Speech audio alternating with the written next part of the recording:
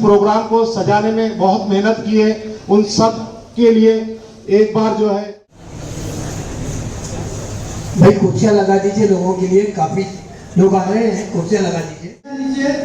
किसी को उठाओ ना, सब बैठे रहो और कुर्सियां दीजिए।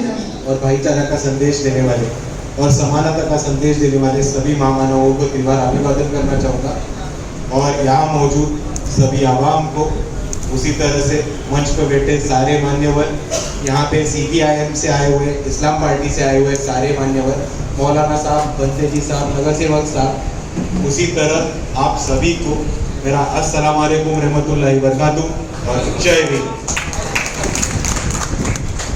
मैं आप सभी के सामने ज़्यादा बात नहीं करना चाहता हूँ क्योंकि हमारे सारे लोगों ने उनकी बात आपके सामने रखी, लेकिन मैं इतना ही कहना चाहता हूँ कि जहाँ पे हम ईद खुशी और जश्न का एक त्यौहार मानते हैं, वहीं पे हम ईद एक भाईचारा, एकता और समानता का पैगाम भी मानते हैं।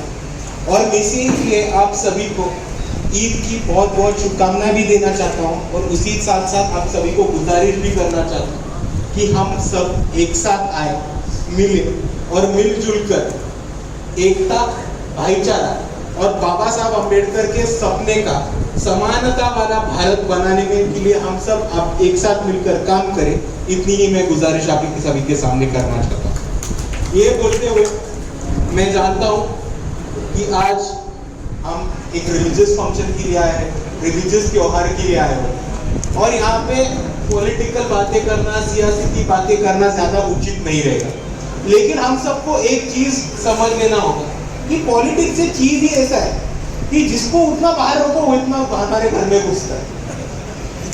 अपने बच्चे स्कूल में जा सकते हैं क्या? अच्छे स्कूल में जाने को मिल रहा है क्या? हमारे मोहल्ले में पानी आ रहा है क्या? नाले साफ है क्या?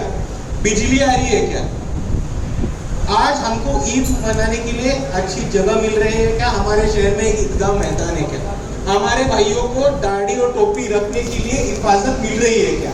ये सारी चीजें कहाँ पे डिपेंड होती है और कहाँ पे तय की जाती है? तो वो पॉलिटिक्स पे की जाती है। आप सोचो, एक जगह पे कोई बोल रहा है कि रमजान का महीना है या ईद का त्योहार है, पॉलिटिक्स की बातें ना करो।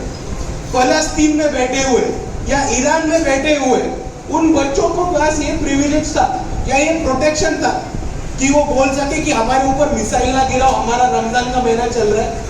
नहीं। और इसीलिए मैं आप सभी को यही कहने आया कि अगर बात हमारे गले तक पहुंचती है तो खुल के बात करना और उसके ऊपर भूमिका लेना हमारी जिम्मेदारी है और हम उसी के लिए आगे बढ़ते रहेंगे और उसी के लिए मैं आप सभी का साथ दूंगा। आप देश में और इंटरनेशनल पॉलिटिक्स में क्या चल रहा है उस पर ध्यान रखो। एक बहुत खराब आदमी था, सारा अमेरिका का प्रेसिडेंट कैसे बन गया हमको ऐसे किसी को नहीं पता। उसने जाके छोटी छोटी बच्चियों के साथ गलत व्यवहार किया। वो बच्चियों के साथ गलत व्यवहार छुपाने के लिए उसने ईरान में जाके ईरान पे अटैक किया। ईरान के सुप्रीमो आयतुल्ला खुमानी की मर्डर की, उन पे अटैक किया और वर्ल्ड वॉर 3 चालू करने की कोशिश। रमजान के महीने पर फलस्तीन, ईरान और बहुत सारे मुसलमान देशों पे मिसाइल दागे किए, अटैक किए गए। और आज आप भारत में देखोगे तो हमको यही दिखेगा कि हमारे जो सुप्रीमो है वही सुप्रीमो के लिए जाके इजराइल के बीच पे नाच रहे। तो अगर ये नाच बंद करना और अगर हमको एक महफूज, सिर्फ भारत में पूरे दुनिया में एक महफूज जगह बनानी हो मुसलमानों की, तो आज हम सबको एक साथ आकर बात करना होगा। यहाँ से शुरुआत होगी तब बात आएगी जाएगी। पर अगर औरंगाबाद के 10 लोग आकर एक साथ मिलजुल कर एक भूमिका नहीं उठा सकेंगे तो महाराष्ट्र के लोग कब एक साथ आएंगे, भारत के लोग एक साथ कब आएंगे और पूरी दुनिया के मुसलमान कब एक साथ आएंगे? और इसीलिए मैं आप सभी को इतना ही बोलने आया कि आज वक्त आया है, ये जरूरत है कि हम सब एक साथ आए, एक भूमिका उठाए और वो भूमिका के साथ काम करें। और यही बात से मैं गर्व से कहना चाहता हूँ कि आज मैं गर्व से एक पार्टी का काम कर रहा हूँ जिनके प्रेसिडेंट औरंगजेब की मजहब पे जाते हैं। हमारे स्टेजों पे टीपू सुल्तान के फोटो लगे, मोहम्मद पैगंबर के दिल लाते, और इतना ही नहीं तो औरंगाबाद से 2 मुसलमान नगर सेवक चुनाने का काम वंचित बहुजन आघाड़ी ने किया। अकोला से 2 मुसलमान नगर सेवक चुनाने का काम वंचित बहुजन आघाड़ी ने किया। लातूर से 1, नांदेड़ से 3 मुसलमान चुना के सत्ता में पहुंचाने का काम ये वंचित बहुजन आघाड़ी ने किया है। और ये भी ईद मिलन के दिन में को ये खुशी होती है आप सभी को बताने के लिए कि वंचितों का और मुसलमानों का मिलना शुरू हो गया है। उसका रिजल्ट अकोला में दिखा है, नांदेड़ में दिखा है, लातूर में दिखा है और औरंगाबाद में दिखा है। और उसी तरह से उसके पहले हुए नगर परिषद, नगर पालिका में 30 नगर सेवक मुसलमान समाज के वंचित बहुजन आघाड़ी से किए और अकोला में बार्शी टाकड़ी में नगर अध्यक्ष मुसलमान समाज का बनाने का काम ये वंचित बहुजन आघाड़ी। पर मैं आप सभी को ये भी कहना चाहता हूँ, इस ईद मिलन के मौके पर आए हुए हमारे महाराष्ट्र के युवा नेता अली जनाब सुजात अम्बेडकर साहब, वंचित बहुजन आघाड़ी के नायब सदर फारूक अहमद साहब, हमारे औरंगाबाद की आन बान शान और इस वक्त जो है 82 साल के नौजवान, मेरा इशारा तकरीबन आप समझ चुके होंगे कि रशीद मामू साहब साबिक़ मेयर,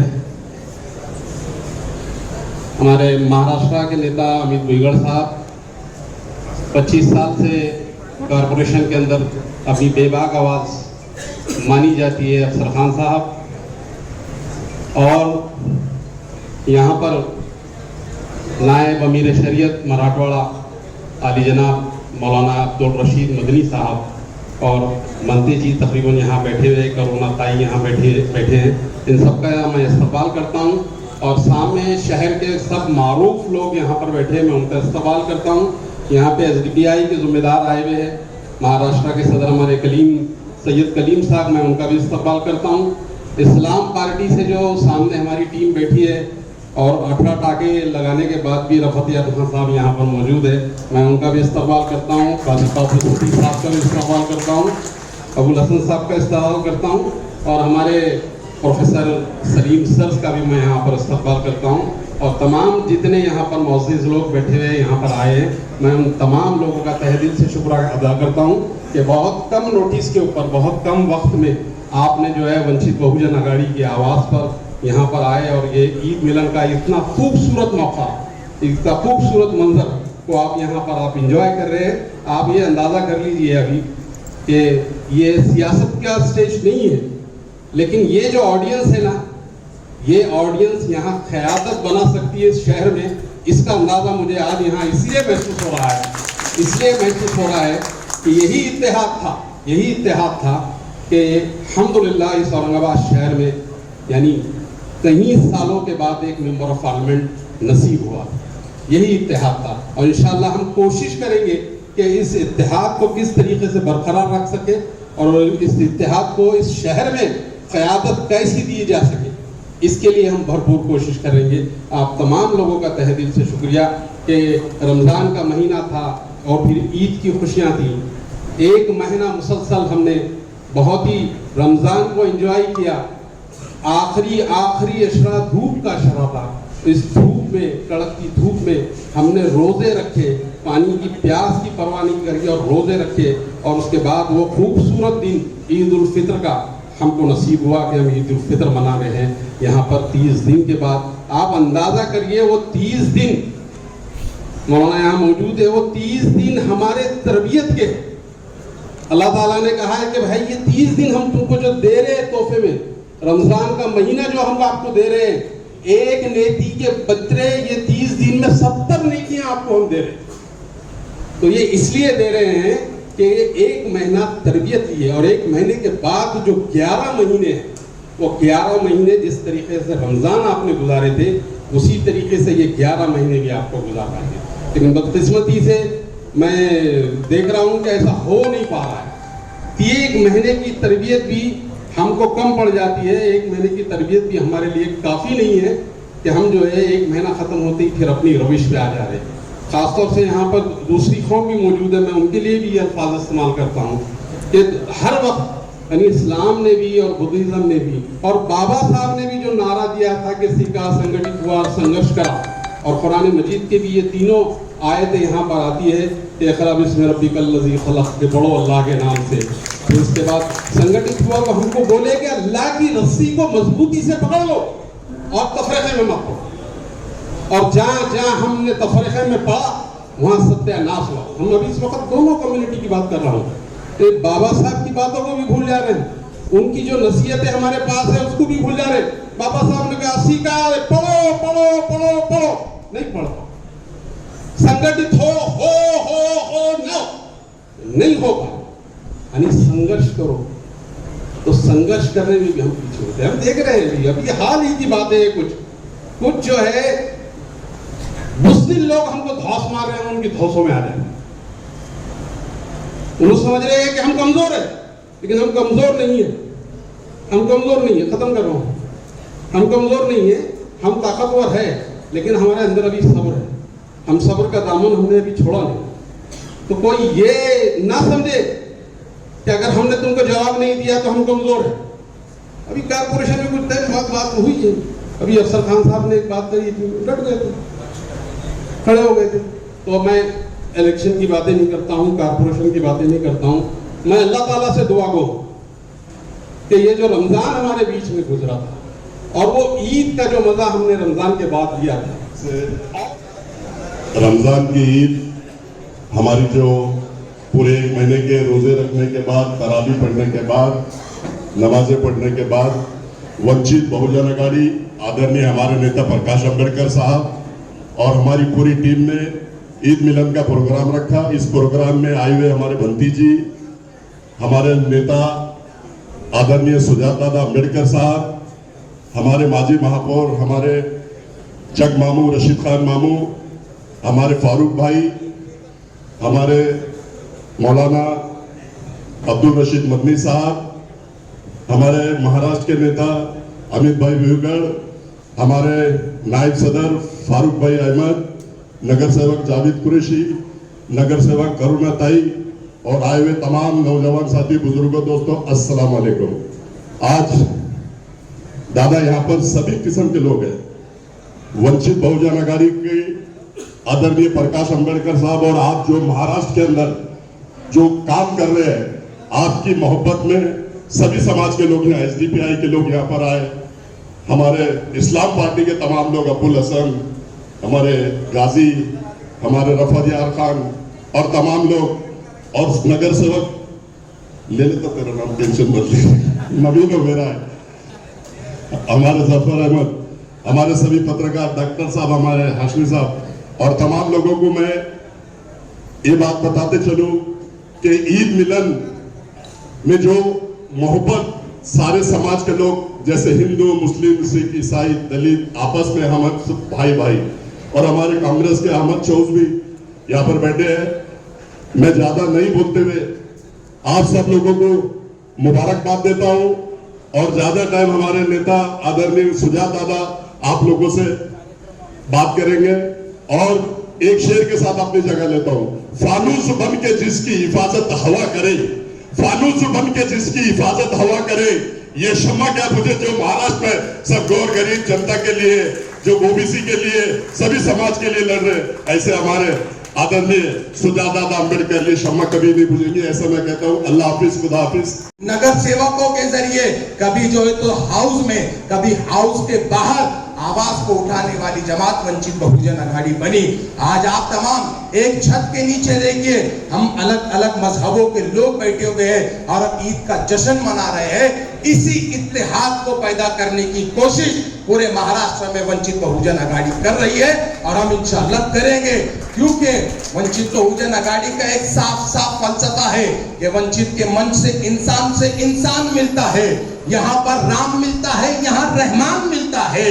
यहाँ ना कोई हिंदू है, ना मुस्लिम है, ना सिख है, ना ईसाई।